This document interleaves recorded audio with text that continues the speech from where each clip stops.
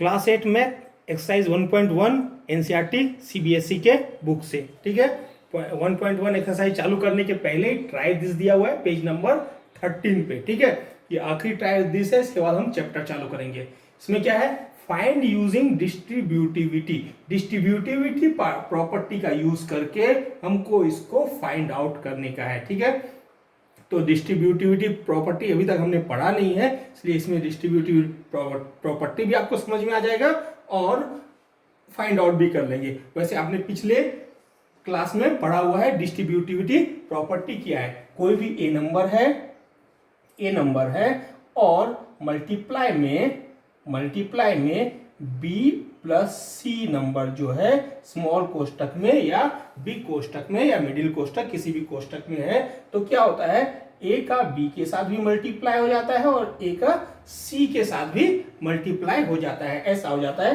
A into b plus a into सी।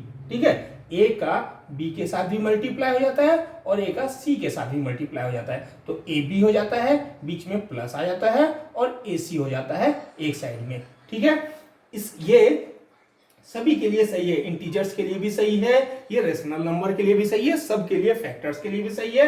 यानी यहाँ 2/3 हो, यहाँ 4/5 हो, 5/8 हो, तो 2/3 4/5 के साथ मल्टीप्लाई हो जाएगा और 2/3 5/8 के साथ मल्टीप्लाई हो जाएगा। दोनों के साथ अलग अलग मल्टीप्लाई हो जाएगा और बीच में प्लस हो जाएगा। ठीक है, यदि इस तरह से दिया हुआ हो कि मान लीजिए ये नहीं दिया हुआ हो, ये दिया हुआ हो, ये वाला दिया हुआ हो और इसको डिस्ट्रीब्यूटिविटी प्रॉपर्टी का यूज करके इसको हमको सॉल्व करना है, तो क्या करेंगे, दोनों में से एक, ये यहां भी ए है और यहां भी ए है, ये दोनों में सेम टू सेम नंबर हो तो उसको बाहर निकाल लेते हैं और अंदर के जो बचे हुए, जैसे ए इसमें निकाल दिया तो बी बचा, ठीक है, प्लस और उसके बाद इसमें ए निकाल लिया तो सी बचा। ठीक है, तो ए इंटू बी प्लस सी ऐसा, यानी सेम टू सेम ऐसा लिख सकते हैं। यानी इससे ये बन सकता है और इससे ये भी बन सकता है, जैसा रिक्वायरमेंट रहे उसके हिसाब से करना होता है। ठीक है, तो ये डिस्ट्रीब्यूटिविटी प्रॉपर्टी है, ये पहले आपने चैप्टर में पहले क्लास में आपने पढ़ा हुआ है। ठीक है, उसी का यूज करके हमको उसको बनाना है। ठीक है, तो यहां पे आप देखिए, अच्छा, किसी भी क्वेश्चन को सॉल्व करने के लिए डिस्ट्रीब्यूटिविटी प्रॉपर्टी जो है सबसे इंपॉर्टेंट प्रॉपर्टी है। इस प्रॉपर्टी का यूज करने के बाद जो है सॉल्यूशन बहुत इजी हो जाता है, इसलिए इस प्रॉपर्टी का मैक्सिमम टाइम यूज होता ही है। ठीक है, अब क्या है कि जैसे यहां 7/5 है, ठीक है, यहां भी 7/5 है, ठीक है, यहां -3/12 है, यहां पे -3/12 नहीं है, सेम टू सेम नंबर 7/5 है, प्लस भी इसमें प्लस है, इसमें भी प्लस है, यानी दोनों प्लस में वैल्यू है, यानी सेम टू सेम नंबर है, इसमें जरा भी डिफरेंस नहीं है। तो ये 7/5, ये मतलब ये कैसा है, a into b plus a into c.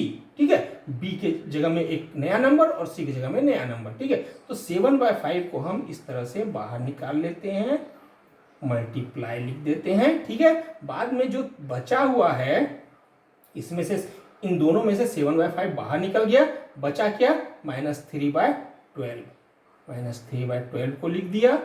ठीक है, और इसमें से भी 7/, ये दोनों में से एक 7/5 निकला तो ये बचा, और इसमें से 7/5 निकला तो ये बचा, कितना, 5/12 बचा।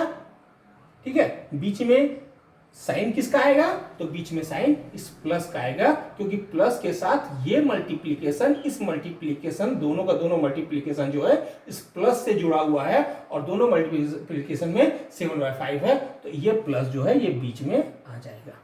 ठीक है, तो इक्वल टू 7/5 इंटू -3/12 प्लस 5/12। अब इसको और सॉल्व कीजिए। 7/5 आप चाहे तो यहां पे आप इसको कट कर सकते हैं, 1/4 हो जाएगा, लेकिन करने की जरूरत नहीं है क्योंकि 12 और 12 सेम है। ठीक है, तो ज्यादा अच्छा यही रहेगा कि आप पहले पूरा प्रोसेस कर लीजिए, बाद में कटिंग करने की जरूरत हो कीजिए। ठीक है, यहाँ भी 12, यहाँ भी 12 है, तो एलसीएम हमेशा 12 ही आएगा। अभी बताने की जरूरत नहीं है 12 का एलसीएम क्या होता है, तो 12 1 जा 12, 1 3 जा -3 होगा, प्लस 12 1 जा 12 और 1 5 जा 5, ये तो आपको आता ही है, इसको मैं अलग से तो बताऊंगा नहीं। 7/5 हो गया ये, और मल्टीप्लाई बाय क्या हो गया, -3 + 5 = 2/12। हो गया। देखिए 2 1 जा 2, 2 6 जा 12, कट गया। और कोई कहीं से कटता है नहीं, तो वैल्यू कितना हो गया 7/5 6 जा 30, 7/30 हमारा क्या हो गया आंसर हो गया। ठीक है, 7/30 आपका आंसर निकल गया। पहला टाइप इसका पहला क्वेश्चन हो गया। सेकंड क्वेश्चन करते हैं। ठीक है,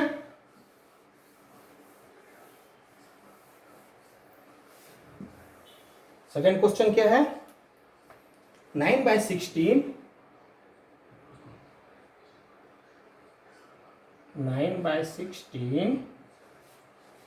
into 4/12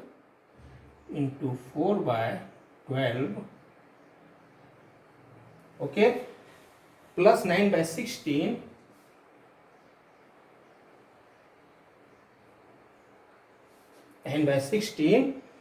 into -3/9 into -3/9। देखिए इजीली कट सकता है, 9 से 9 कट जाएगा। ठीक है, इजीली कट सकता है।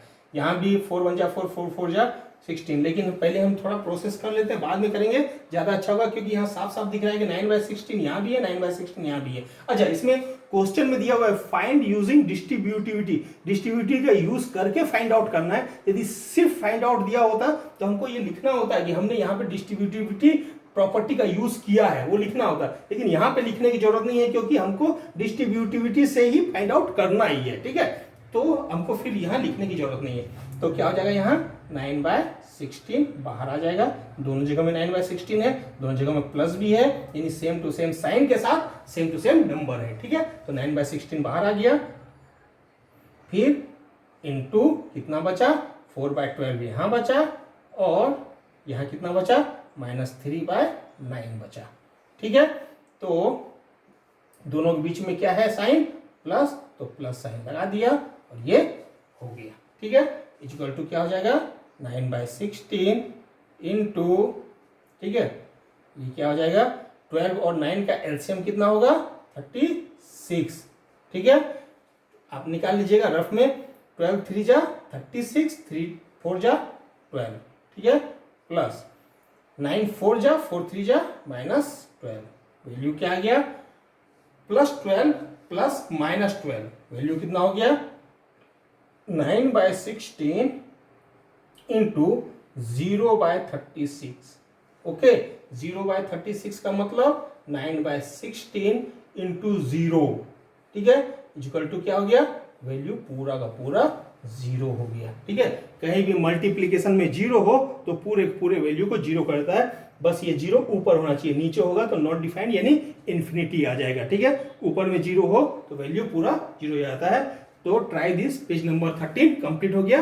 अब अगले वीडियो से हम जो है चैप्टर एक्सरसाइज 1.1 चालू करेंगे। ठीक है।